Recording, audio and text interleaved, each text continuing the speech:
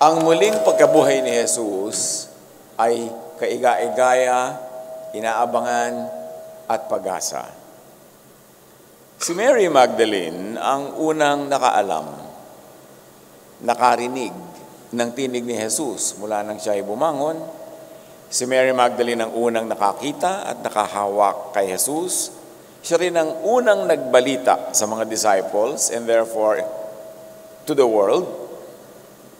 Ang mga nakita ni Mary M. o ang mga aral nito para sa atin. Salamat, Panginoon, dahil maaari namin ipagdiwang paulit-ulit ang kasiyahan at katotohanan ng pagkabuhay na muli ng iyong anak na si Jesus. Kasihan niyo kami ng iyong Espiritu at bigyan pa ng mga bago, mga sariwang pagkaunawa sa napakahalagang katotohanan ito na buong puso naming pinaniniwalaan at ipinamumuhay. Kayo po ang maging tagapagsalita, dalangin namin ang lahat ng ito, Ama, sa ngalan ng iyong anak na si Jesus. John 20, 1-2. Madilim-dilim pa ng araw ng Sanglinggo, pumunta si Maria Magdalena sa libingan. Naratnan niyang naalis na ang batong nakatakip sa libingan. Dahil dito, patakbo siyang pumunta kay Simon Pedro at sa alagad na mahal ni Jesus, now we know as John, who wrote the book. At sinabi sa kanila, kinuha nila ang Panginoon mula sa libingan at hindi namin alam kung saan siya inilagay. There was the assumption, may kumuha sa body ng Panginoon. It was an assumption. Usually, we make assumptions. Bumubuo tayo ng ating mga ideya kahit walang basihan, pero yun lang ang laman ng ating isip at yun ang interpretasyon natin ayon sa ating emotional or mental state at the moment. So the assumption of Mary Magdalene was that somebody stole the body of Jesus. 3-10. Sina Pedro at ang nasabing alagad ay nagpunta sa libingan. Kapwa sila tumakbo, ngunit si Pedro ay naunahan noong isa. Yumuko ito, si John, yumuko, at sumilip sa loob ng libingan, ngunit hindi pumasok. Gunitain natin ang libingan ay malakwebang lugar, hindi tulad ng mga nicho na alam natin ngayon. Yun ay parang kuweba na inuukit sa gilid ng mga bundok. So may takip na malaking bato doon sa bunganga ng maliit na kuwebang ito, at pwede kang sumilip. Hindi full size yung size ng pintuan. Maliit lang. Para lang maipasok yung katawan at kailangan kang yumuko para sumuot papasok sa loob. So yumuko si John pero hindi pumasok. Nang dumating si Simon Pedro, tuloy-tuloy itong pumasok sa libingan. Pumasok na din tuloy ang alagad na naunang dumating at nakita niya ito at siya'y naniwala. Nakita niya na walang laman ng libingan at maayos na nakatiklop ang mga burial linen. At siya'y naniwala na may naganap na kakaiba. Yung parenthetic statements in green are mine. We're trying to put some meaning into those words para mas ma-appreciate natin yung kwento. At umuwi ang mga alagad sa kanilang mga tahanan. So matapos ang kagimbal-gimbal na naganap na ito, kanya-kanya lang uwian after all. At magandang suriin kung ba't ganun lang ang ginawa nila. John 20:11. Si Maria ay nakatayong umiiyak sa labas ng libingan. Mary stayed. And she was weeping. Habang umiiyak, ay yumuko siya at sumilip sa loob. So nahihilam pa siya ng luha, ay sumilip na siya sa loob. Sina Pedro at John ay pumasok pero walang nakita kundi ang linen burial cloth. Si Mary ay sumilip. Ano ang nakita ni Mary M? Na mahalagang makita rin natin. Let us look at everything through the eyes of Mary Magdalene. Kasi siya yung nandun, tayo wala. So makikita lang natin yung nangyari sa pamamagitan ng kung ano ang nakita niya. Kaya talasan natin ang pagtingin natin sa nakita ni Mary M. 12, may nakita siyang dalawang anghel na nakadamit ng puti at nakaupo sa pinaglagyan ng bangkay ni Jesus. Ang isa'y nasa gawing ulunan at ang isa'y nasa paanan. So pinagitnaan ng dalawang anghel na ito yung lugar na pinagkalagyan ng bangkay na ngayon ay wala na doon. Nandun na lang yung mga telang nakatiklop ng ubod ayos. Kaya hindi mo pwedeng isipin na ninakaw yung bangkay. Kasi kung ninakaw yung bangkay, dapat dala-dala yung tela na nakabalot sa bangkay. O kung gusto man nilang iwan yung tela, alam, titiklopin pa ba naman nila yun? Hindi, siyempre, nakalugbok na lang dapat sa sahig yun, magulo. Kaya naniwala si John na may nangyaring kakaiba. Dahil yung mga telang pangbalot sa bangkay, ang ayos-ayos ng pagkakatiklop. Na para bang yung katawan ay lumampas lang doon sa tela at yung tela tuloy nahulog doon sa higaan na parang lumampas lang yung katawan. Hindi nagulo yung tela na nakabalot.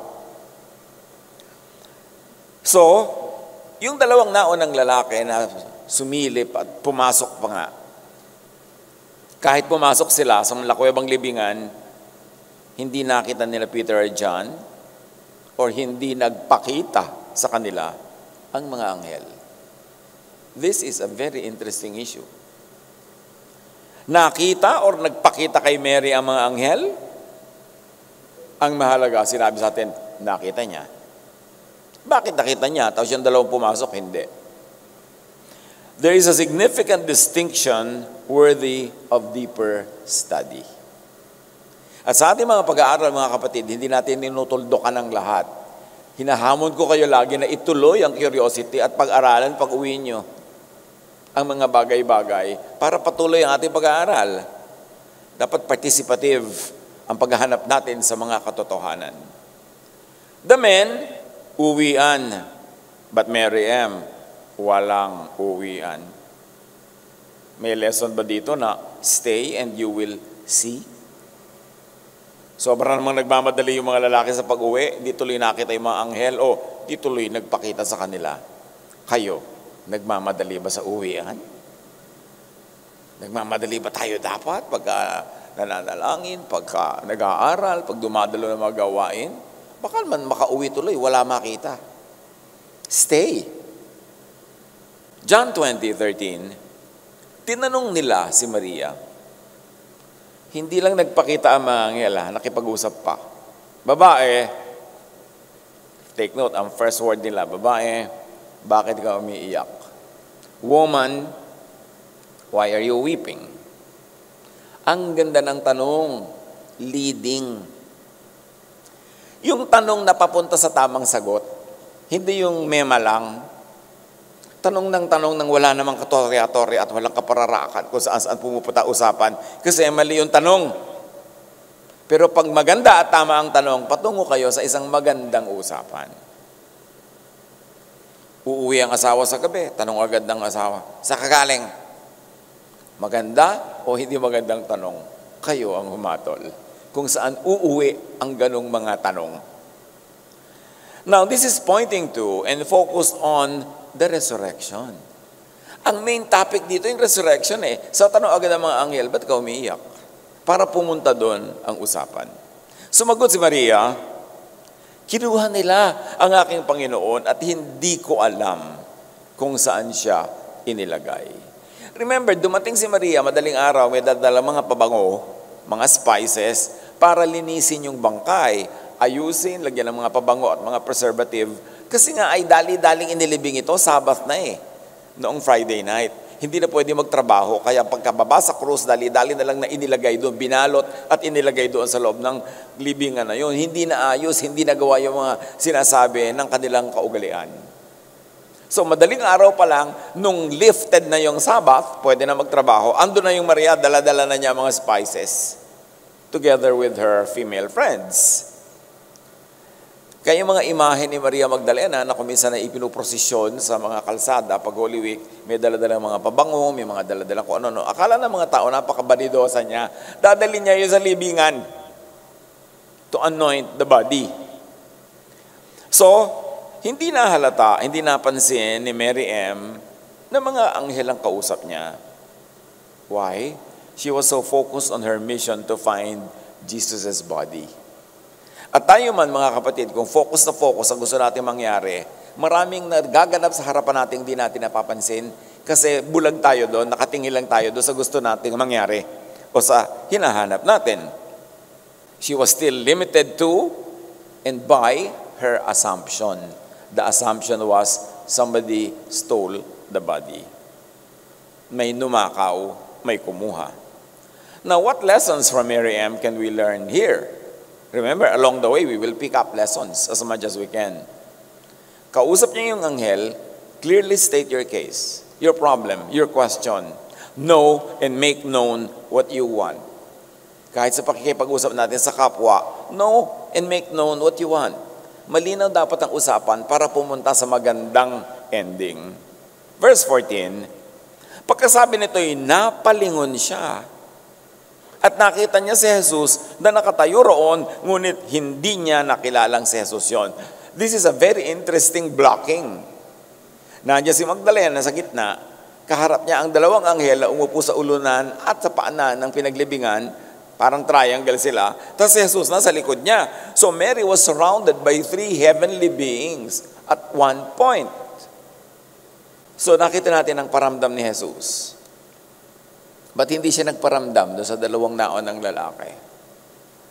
Again, baka dahil dali-dali silang umalis, walang time tuloy, o may iba pang dahilan.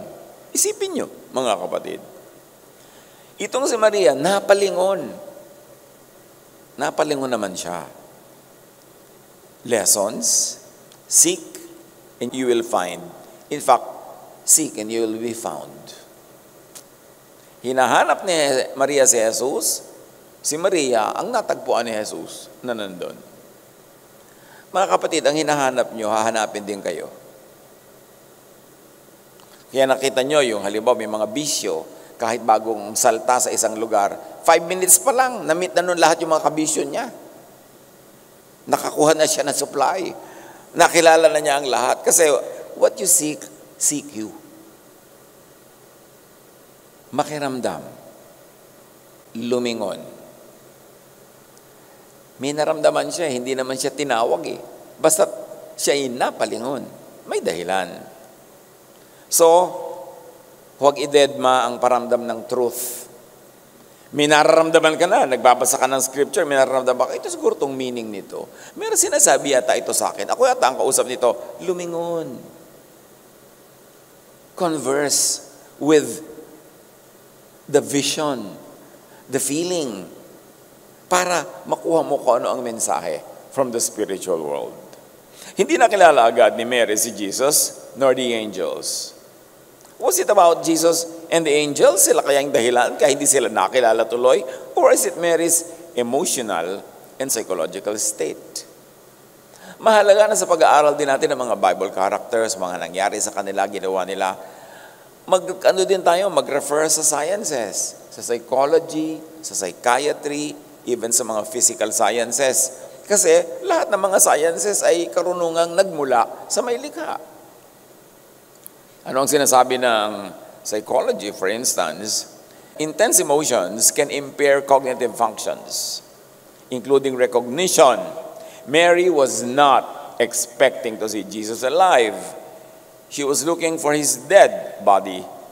This lack of expectation can lead to a failure to recognize someone, as our brains often rely on contextual cues and prior knowledge to identify individuals. I make it a point to put the references, snapshot nyo, picture nyo, dahil alam kong gusto nyo pa magsaliksik. Dahil kayo mga uhaw na uhaw sa karunungan. So ayan, that's a lead. And you can study even better. When you study the Bible, you don't only study the events. You study even the psychological makeup of the people, why they say what they say, why they do what they do. Sabi, kung anong inaasahan mo, nakafix na ng mata mo, so yung hindi mo inaasahan, mahirap mong makilala agad. Tulad ng ginagawa ng ilan sa inyo sa akin. Ang dami-daming tao, bigla kayong tatalon sa harap ko, remember me? Help me. Yun ang sasabihin ko, dahil sino ba ito? 1993, kumain tayo sa isang restaurant. Ang tagal na nun, ate. Naiba na ang buhok mo, naiba na ang itsura mo. Tsaka hindi ko naman inaasahang nandiyan ka eh. Bakit ko naman malalaman? Out of thousands, sa ikaw yan, bigla. So help me. Magpakilala ka agad. Sabi mo, we met, Pastor, nung ganong oras, ganong araw. Oo nga, naalala ko. Pero remember me? Pareho tayong napapahiya eh. Kasi paano kung di kita maalala, nabuha ka tuloy hindi naaalala. So, ganun yun. Hindi niya inaasahan ang buhay na Jesus. Therefore, hindi niya nakita kahit nandun. So, be extra careful, be extra studious when emotional. Huwag padalos-dalos pag emotional. Kasi impaired ang ating judgment. Nasaktan ka, nagalit ka, huwag ka na muna makipaghiwalay ngayon. Bukas na. Baka naman bukas ayaw mo na eh. Huwag gumawa ng mahalagang desisyon pagka emotional. And we should protect the emotional. Kaya mahalaga pagka meron tayong kapatid na biglang namatayan, nasa ospital pa lang, nag-iiyak pa lang siya. Ito na yung mga ahente ng mga punerarya, nagsususukat na ng katawan. Uso pa ba yun ngayon? Yung eto na talaga sila, may mga dala talaga metro-metro. Tapos, dahil sa iyong kalungkutan, mapapa-oo ka na nila sa pagkamahal-mahal na kabaong, kung ano-anong i-upgrade. Di ba, mahal mo ang namatay, i-upgrade mo. Oo nga, kahit na mangutang ko, i-upgrade ko kasi mahal ko siya. Mga emotional blackmail. Hindi mo naman masasabing, minahal ko na siya nung buhay pa, lahat na gastos ko na. So ngayong patay na, tama na ang styrofoam. Hindi, emotional ka eh. Siyempre, madali ka madala. So, don't take advantage of the emotional. These are the side lessons that immediately we can deduct from this episode. Mary was expecting, looking for a dead Jesus. So, she did not recognize the living one. Ganon din tayo, kahit nagbabasa tayo ng Biblia, nag-aaral tayo, umaattend tayo ng mga ganitong event, ng Bible study, pag may expectation na yung utak mo, kung ano dapat yung lesson, saan pupunta yung lesson, ano dapat ang conclusion, hindi mo na makikita ano pa man ang ipakita sa iyo doon ni Jesus. Kailangan nakabukas ang isip. Yung pag-upo mo sa Bible study, I'm ready to learn new things, I'm ready to open my mind, I'm ready to change my mind. Hindi yung, meron akong definite belief ha, huwag ka magkakamali teacher dahil lumihi sa landas na yan. Dahil magwa-walk out ako o aawayin kita, ba't ka pa umattend? Bubuksan mo ang isip mo para makita mo. At matapos mo nang makita at masuri, kung talagang ayaw mo, di wag. Pero buksan mo muna ang isip mo. Suriin mo muna. Give yourself a chance to see the living Jesus instead of insisting on looking for a dead one. John 20 verse 15, tinanong siya ni Jesus, babae, bakit ka umiiyak? Leading na naman ang tanong, sino ang hinahanap mo? Mas tumbok pa. Yung mga anghel nagtanong lang ba't ka umiiyak? Si Jesus talagang sino ang hinahanap mo? Talagang papunta sa kanya at papunta yung tanong, walang ibang pwedeng puntahan. The first spoken word of Jesus after His resurrection, babae. The first words of the angels, babae. The first kausap at kinausap ni Jesus, si Mary M. A significant detail worthy of further study. Bakit kay Maria una nagpakita? Bakit babae ang salitang namutawi kay Jesus? At bakit kay Maria siya nagpakilala? Verse 15, akala ni Maria, ang kausap niya ay hardinero. Patuloy pa rin siya sa kanyang assumption. Kaya't sinabi niya, Ginoo, kung kayo po ang kumuha sa kanya, pakituro nga po ninyo sa akin kung saan ninyo inilagay at kukunin ko. Assumption pa rin, but at least, kita nyo yung kanyang faith and love in action. Kahit medyo partly nabubulagan siya, kaharap na niya, di pa niya makilala, pero malinaw sa kanya ang mission niya, kailangan niyang paglingkuran yung dead body na yon. Kailangan niyang kunin saan man dinala. Verse 16, Maria, sabi ni Jesus. Ang unang pangalang tinawag, binanggit ni Jesus pagkabuhay na muli, Maria Magdalena. Kay Mary Magdalene, unang nagpakita si Jesus after His resurrection. Among women who went to the tomb, it was only Mary Magdalene that was consistently named in all four Gospels. Matthew 28:1, Mark 16:1, Luke 24:10, and John 20 verse 1. Consistently sinasabi ang pangalan ni Maria Magdalena. Most interesting details, worthy of deeper study. Dumadami na ang homework niyo, mga kapatid. Kasi naman, kung pag-uusapan natin lahat dito, hanggang alas 4 tayo ng hapon, paano yung service 2? Kaya kailangan may take home ng mga assignment. Sana, sa mga retelling and reenactments, lalong-lalo pag ganitong Holy Week, malinaw na i-dramatize ang details ng gospel event.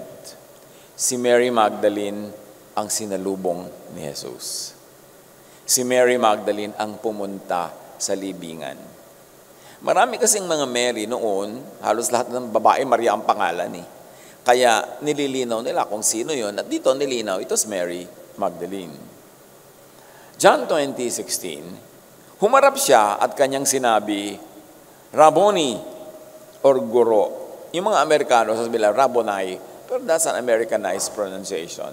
A Hebrew word, walang long I, so Rabboni. Matthew 28:9, another kwento, si Matthew naman, of the same event.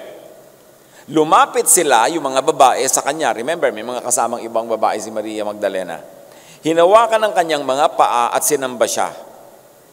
So may bagong detail tayo dito, na hawakan nila ang mga paa ni Jesus. Lumuhod sila, sumamba sila, humawak sila sa paa. John 20:17, sabi ni Jesus, huwag mo akong hawakan, sapagkat di pa ako nakakapunta sa Ama. Ito yung Latin na Noli Me Tangere na title ng nobela ni Jesus. Parang sinasabi ng Pilipinas, huwag mong hawakan ang mga sugat ko, masakit, makirot, parang cancer, Noli Me Tangere. Huwag natin pag-usapan ng katotohanan, ikubli natin ang mga totoo kasi masakit. Parang yun ang sinasabi ng title ng Noli Me Tangere. Kasi yun yung translation ng huwag mo akong hawakan. Mas maganda sa Tagalog yung huwag mo akong salingin. Do not disturb, do not hurt, do not inflict pain by touching. O kaya, dahil nahawakan na pala siya, huwag mo akong hawakan pa more. Sabi ni Jesus. Bakit kaya? Pwede bang i-relate sa sinasabi ng quantum physics na wave-particle duality, yung pag-unawa sa nagaganap na ito? Sabi ng ganitong aralin at inire-relate ito doon sa sinabi ni Jesus, Jesus' dual nature, as both human and divine, can reflect wave-particle duality, where entities exhibit both wave-like and particle-like properties. If that's a mouthful, hayaan nyo na lang. Pag-aralan pa more ng interesado. Kasi what is a very interesting landas sa tahakin sa pag-aaral is to see and understand these biblical principles in the light of new knowledge, in the light of mga scientific discoveries, na lahat naman ng tunay na karunungan ay sa Diyos din ang galing. Kaya magandang makita from many angles yung dating mga katotohanan na nasanay tayong sa isang anggulo lang tingnan. Mas lumalalim, mas nauunawa kung binubuksan natin ang ating isip at gumagamit tayo ng mas marami pa mga ibang susi sa pagbubukas sa mga pintuan patungo sa katotohanan. Meanwhile, yun ang dati na mga old-fashioned at classical knowledge natin, sapat na rin yun para tayo mag-grow. Pero why not explore other possibilities? John 20:17, sa halip, and may I add, na paghahawakan ako at kumapit kayo sa akin, sa halip, pumunta ka, Mary M., sa aking mga kapatid, at sabihin mo sa kanila na aakyat ako sa aking Ama at inyong Ama. Sa aking Diyos at sa inyong Diyos. This sentence is pregnant with meaning na dapat iluwal sa ating awareness. Sinabi ni Jesus, aakyat ako sa aking Ama na inyo na ring Ama. Sa aking Diyos na inyo na ring Diyos. Because through and by Jesus, the Most High, the Father and God of Jesus, becomes the Father and God of all His disciples and followers, of all true believers, of you and me who believe in Jesus. John 1:12-13, yet to all who did receive Him, to those who believed in His name, He gave the right to become children of God. Paano nagiging anak ng Diyos? Paano nagiging ama ang ama ni Jesus? Paniwalaan si Jesus. Tanggapin siya. Tanggapin ang kanyang katuruan. Tanggapin ang kanyang karunungan at kaliwanagan. At pag yan ay ginawa mo, something happens. And to all, the door to the family of the Most High was opened by and through faith in Jesus. Ito ang gusto kong ipakadikdik-dikdikan, ipakadiin-diin hanggang talagang lubos na ma-appreciate. Pag kinilala mo si Jesus, nanalig ka sa Kanya, lalong-lalo sa Kanyang katuruan, at yun ay ipinamuhay mo, tinanggap mo sa iyong isip, sa iyong puso, at yun ang naging katotohanan mo, ang katotohanan ni Jesus, may nagaganap, nagiging anak ka ng Ama ni Jesus.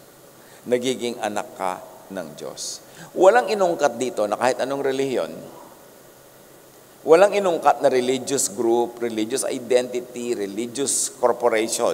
Walang inungkat dito na religious ritual, religious activity na dapat mong gawin. Sabi, pag naniwala ka at tinanggap mo yun sa iyong puso, nagiging anak ka ng Diyos. Siyempre, agaw-agaw ng mga religion, kung paano ka magpupunta sa langit, kailangan dumaan ka sa kanila, maging member kanila, maging ganito kanila, yung may mga ritual sila na salihan mo. Pero wala yun sa verse na to. Nasa mga teachings lang yun ng iba-iba mga religion, kaya dapat suriin. Without believing in and before receiving Jesus, ang sino man ay hindi pa magiging anak ng kataas-taasan. Ganun ba yun? Kasi sabi niya, to those who believed Him, who received Him, He gave the right to become children of God. Paano yung hindi naniniwala sa Kanya, hindi tumatanggap sa Kanya? Napakahalaga na intindihin natin ang verse na ito. That's why the specific teachings of Jesus, universalized in the major ideas of Jesusness, must be understood and appreciated. Nakulong ba si Jesus sa isang specific sekta o relihiyon? O si Jesus ay isang universal Savior na ang kanyang teaching ay universal that transcends any and all man-made religious walls? Palayain si Jesus sa pinagkulungan sa Kanya ng mga umaangkin sa Kanya. To those who believed Him, to those who received Him, He gave the right to become children of God. Ang tanong lang natin sa atin mga kapatid, personal lang yan, ako ba'y talagang naniwala na kay Jesus? Ano ba tungkol sa kay Jesus ang dapat paniwalaan? Ano ba sa katuruan niya ang dapat paniwalaan at isabuhay? At kung yun ay nagawa ko na, di anak ako ng Diyos. Ang Diyos ang nakakaalam more than anybody. What does this say about the pre-Jesus religiosity? Again, this is worthy of questioning. Kung ang naniniwala kay Jesus at tumatanggap kay Jesus ang nagiging anak ng Diyos, ano nangyari sa lahat ng tao na hindi tumanggap, hindi nakaniwala kay Jesus nung araw? Even in Israel, before Jesus came, sinong Jesus ang papaniwalaan nila? Anong nangyari sa kanila? Naging anak ba sila talaga ng Diyos o hindi? Again, homework. Pag-aralang mabuti. Huwag kayong magtatanong sa kung kani-kanino, ano po bang dapat kong paniwalaan? Nung mag-aral ka at bumuo ka ng iyong sariling paniniwala. Para hindi ka nakokontrol ng mga doktrina ng ibang tao na iniimbento lang naman nila madalas. Kailangan tayong magkaroon na ng bagong stage of our spirituality where we learn. We don't only ask leaders or authorities, we learn ourselves because the Holy Spirit has been made available to all. Dapat na tayong mag-move sa ganung uri ng responsibility. Hindi pinapa-spoon feed kung kani-kanino ang ating spirituality. Hinahanap natin, tulad ni Maria Magdalena, tinawid ang dilim ng madaling araw dahil hinahanap niya si Jesus. Yung iba, dahil nabalitaan, nagpuntahan agad, pero nag-alisan din agad. Hindi nila nakita agad, although later nakita naman nila. Pero agad-agad hindi. Sinong nakakita, nakakilala? Si Maria Magdalena. Kababaeng tao, lumabas ang bahay ng kidilim-dilim. Habang ang lahat ng mga ibang disciples nagkakanda-takot na nagkukulong sa kanilang mga kwarto-kwarto at bahay-bahay. Si Maria Magdalena at yung mga babae ay buong tapang na tumawid ng dilim Pinuntahan yung kuwebang ang daming sundalong nagbabantay dahil hinahanap nila si Jesus. Ano ang mga hadlang sa ating mga buhay para hanapin si Jesus? Immediately we learn here, those who seek, find. At hindi lang dalawang anghel, pati si Jesus ang natagpuan niya. Tinawag pa siya ni Jesus. Maria, sabi niya. This is most worthy of further and higher study.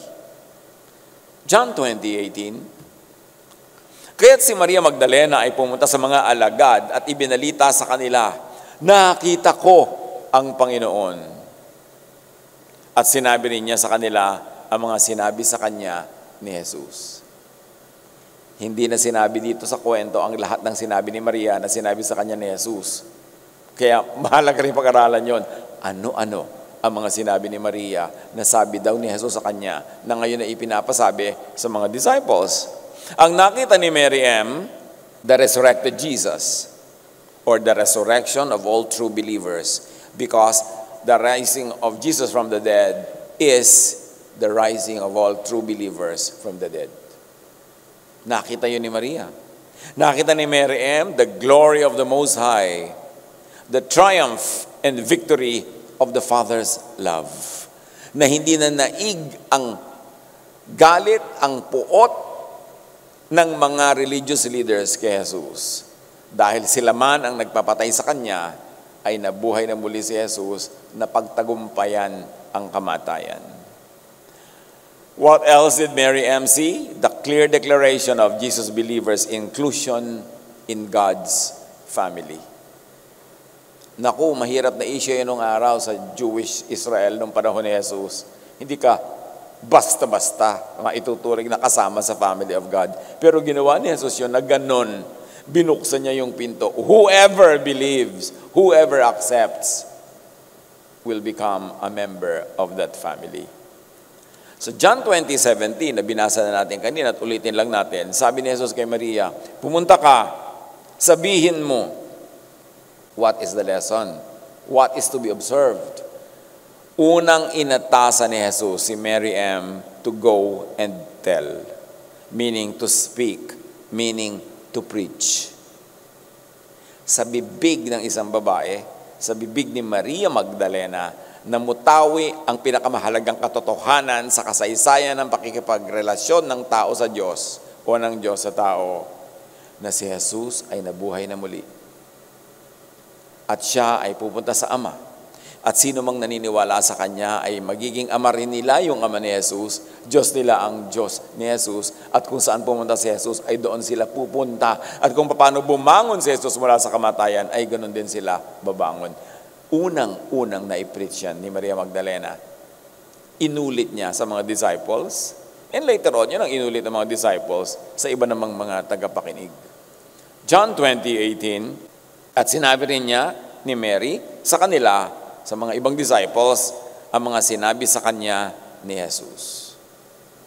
Tapos, may mga kontra sa women in teaching, in speaking, in leadership ministries. Anong naganap sa kasaysayan ng pananampalataya na matapos lang ang ilang araw ay biglang sinupil muli ang mga babae, binusalan at hindi sila pwede magsalita o manguna. Samantalang kay Jesus mismo, kita-kita natin anong ginawa niya. Pinadaan niya sa isang babae, tulad ni Maria Magdalena, ang unang preaching, ang unang teaching. Tapos ngayon, pipigilan ng modern day churches ang mga kababaihan na magsalita. Diyan tayo nasasabihin, kailangan Jesusness. I mean, nasaan mahanapin yung Jesusness dyan? Kay Jesus, hindi binabawalan yung mga babae. Inuna pa nga eh. Sila pa nga ang binigyan ng ganong karangalan. Pagkamat hindi lang para sa babae, yung para sa lalaki, matanda, bata, para sa lahat. Women in Jesus' ministry are very interesting women. Luke 8:1-3. After this, Jesus traveled about, proclaiming the good news of the kingdom of God. The 12 were with him, and also some women. Mary, called Magdalene. Laging nililinaw na si Magdalene yun kasi ang daming ang Mary eh. Mary, called Magdalene. Joanna, the wife of Chuza, the manager of Herod's household. Susanna, and many others. These women were helping to support them out of their own means. So itong mga babaeng ito na galing maghanap buhay, sila ang nagsusuporta sa gawain ni Jesus. Kaya siguro pwede mong kantahin yung, if anyone should ever write my life story, for whatever reason there might be, you'll be there between each line of fame and glory. Kasi tumulong ka sa akin. Yung mga tumulong sa ministry ni Jesus. And the women were named. Sabi lang, the 12 were there, pero yung women, isa-isang pinangalanan. Mark 15, 40 to 41, matapos tumakas yung mga lalaki nung ipinapako si Jesus, some women were watching from a distance. Ang naiwan doon sa Kalbaryo, mga babae. At si John, the beloved. Siya lang. Lahat na wala. Some women were watching from a distance. Among them were Mary Magdalene, Mary the mother of James, and Joseph and Salome. In Galilee, these women had followed him and cared for his needs. Ito mga babaeng ito ay sumusunod-sunod na kay Jesus nung pamang nasa Galilea at nung pumunta si Jesus sa pagkalayo-layong city of Jerusalem, nagsamahan silang lahat. Kaya nga nung ipinako si Jesus, nagtakbuhan lahat ng kanyang mga disciples, yung mga babae ang naiwan. At yung mga babae ang nakaalam kung saan nilibing. Kaya yung mga babae ang bumangon madaling araw para puntahan yung libingan at ayusin yung bangkay. Pagkatapos ire-reduce yung mga women sa churches today na taga-timpla lang ng juice para sa Lord's Supper. Samantalang sa mismong ministry ni Jesus, they played major roles. Very important roles.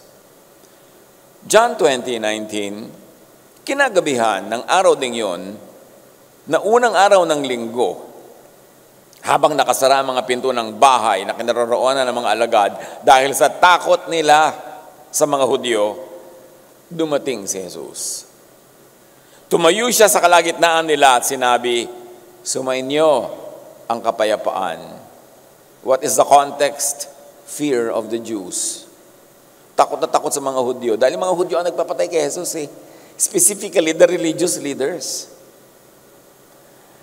So Jesus passed through the walls of the room and appeared to them. Pwede bang gamitin at maunawaan ito sa pamamagitan ng pag-apply ng quantum physics na quantum tunneling? Pag-aralan ng mga interesado, yun namang ayaw at nosebleed, wag na, next verse na. John 20:22. Pagkasabi nito, ipinakita niya ang kanyang mga kamay at ang kanyang tagiliran na nagkaroon ng sugat. Tuwang-tuwa ang mga alagad nang makita nila ang Panginoon. Muling sinabi ni Jesus, "Sumainyo ang kapayapaan, kung paanong isinugo ako ng Ama, isinusugo ko rin kayo." Paano ba isinugo ng Ama si Jesus? Kasi ganoon din daw isusugo ang mga nananalig kay Jesus. John 3:16, "For God so loved the world that He gave His one and only Son, that whoever believes in Him, or whoever believes in His message." And what is His message? Whoever believes in His message of love and grace, of salvation from death and from the law, shall not perish by the law, shall not die according to the law, but have eternal life. Yung mga idinadagdag natin ng mga ibang verses is only to amplify what the verses could be meaning, para mas ma-appreciate natin sa ibang angle, mas malinaw. Pero ang sinasabi, whoever believes in Him will not perish, but have eternal life. Nilililaw natin, what about Him do we believe in? E di siyempre His teaching. And what is His teaching? Love and grace of the Father, available to all who will believe in Him and accept that free gift. Yun ang teaching ni Jesus. So yun ang dapat ituro.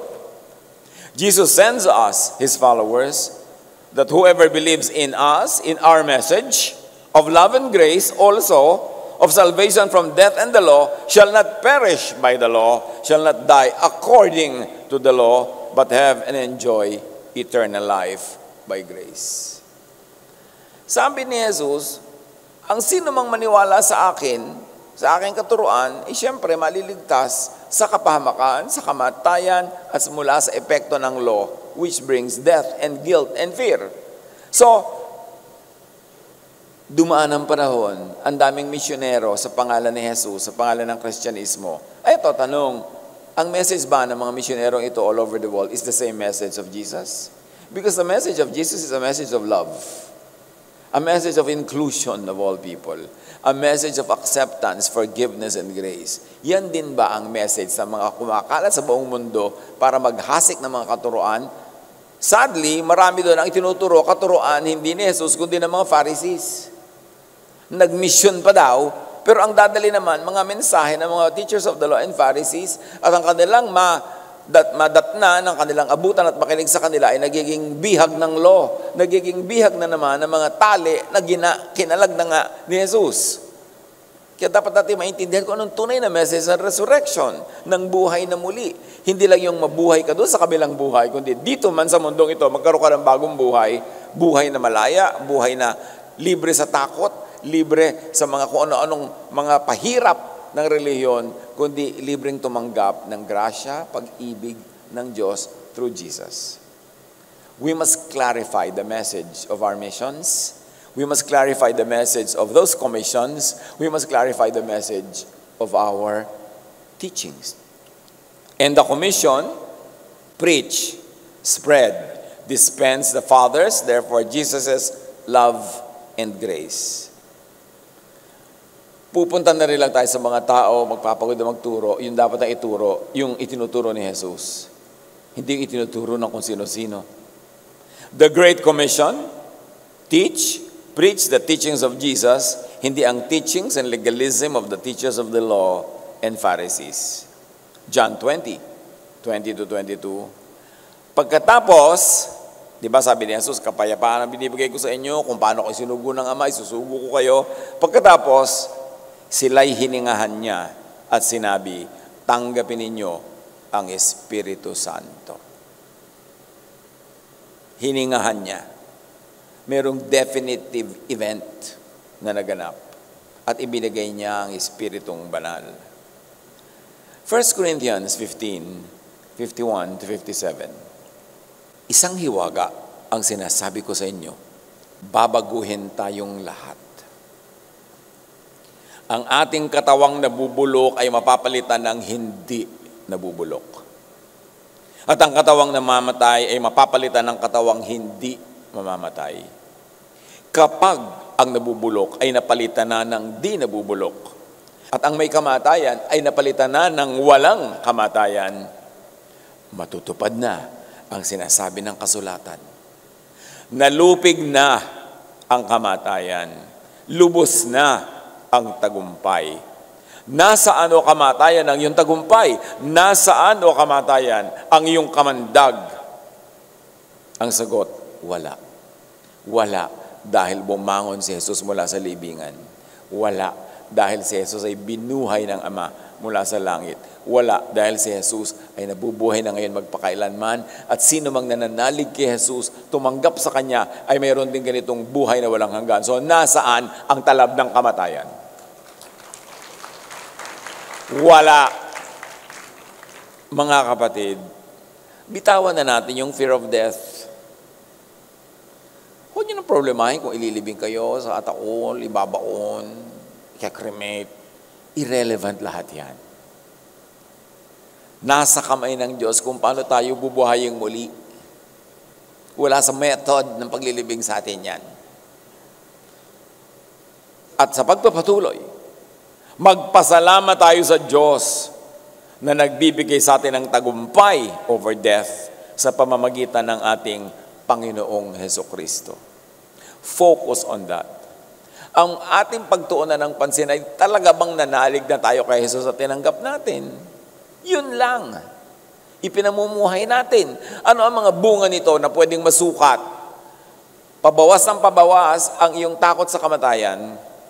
Ibig sabihin, talagang nauunawa mong meron kang pagkakalagyan sa piling ni Jesus. Pabawas ang pabawas ang iyong pagpapakontrol sa mga religious regulations na hindi naman ibinigay ni Jesus.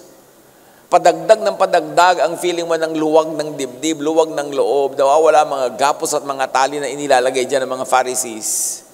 Nag-e-enjoy ka ng buhay na maluwag, maginhawa, masaya sa kalooban, at ganoon din ang ibinibigay natin sa ating kapwa. Hindi natin sila pinapatawa ng mga pahirap, mga pananakot, kundi binibigyan din natin sila ng laya at ipinapakita natin sa kanila yung laya ng buhay na ibinigay ni Jesus. Yan ang mga patunay, mga bunga na oo nga, naniwala na tayo kay Jesus. Tinanggap na natin siya. Philippians 3:20-21, but our citizenship is in heaven. The Lord Jesus Christ, who, by the power that enables Him to bring everything under His control, will transform our lowly bodies so that they will be like His glorious body. Magiging katulad ni Jesus ang bawat isang nananalig sa Kanya. Paniwalaan, panghawakan, ipamuhay. Romans 8:11, if the Spirit of Him who raised Jesus from the dead dwells in you, if the Spirit of God dwells in you, He who raised Jesus Christ from the dead will also give life to your mortal bodies through His Spirit who dwells in you. At dahil na mumuhay na at naghahari na ang Espiritu ni Jesus sa iyong katawan, sa iyong buhay, sa iyong puso, sa iyong isip, yan ang gagamitin ng Diyos Ama na agent to give you life that is eternal. 1 Peter 1:3, blessed be the God and Father of our Lord Jesus Christ. According to His great mercy, He has caused us to be born again to a living hope through the resurrection of Jesus Christ from the dead. We are born again into hope, not into hopelessness. Ang nakita ni Mary M. ay tingnan natin mabuti, nang mas mabuti pa. Pag-aralan natin. Huwag lang paulit-ulit ang celebration natin ng mga Holy Week at iba pang mga ganap, kundi dapat kauulit na dadagdagan ng lalim, ang lawak, ang taas ng ating pagkaunawa. Huwag lang repetition. Ang nakita ni Mary M. ay tingnan nating mabuti. Ang nakita ni Mary M. ang siya ring ipakita natin sa ating mga Jerusalem, Judea, Samaria, and ends of the earth. Yun din ang ating ituro at ipangaral. Let us be committed to repeating to others the teaching of Jesus that He first revealed to Mary Magdalene, and Mary Magdalene revealed to the apostles. Piliin, salain natin ang mga pag-aaralan, paniniwalaan at ituturo sa iba at tiyakin natin pawang Jesusness ang itinuturo natin para walang lito, walang duplication at walang contradictions. Ama namin, salamat po sa napakapayapa at tahimik na kahulugan ng pagkabuhay na muli ng iyong anak na si Jesus. Ituro niyo po sa amin ang iba pang mga application ito sa aming buhay. At ang dalangin namin, una, magbunga ito ng kapayapaan sa aming puso, katahimikan ng loob, at ito rin kapayapaan at katahimikan ito ang siya naming maibigay sa kapwa. Siya naming maibahagi sa kanila habang kami naman ay patuloy na nag-aaral. Pagbulay-bulayan natin mga kapatid, ang personal pang mga kahulugan ng mga katotohanan ito sa ating buhay, yumuko tayo sa presensya ng Panginoon at manahimik sumandali. Let the Spirit of God speak to each one.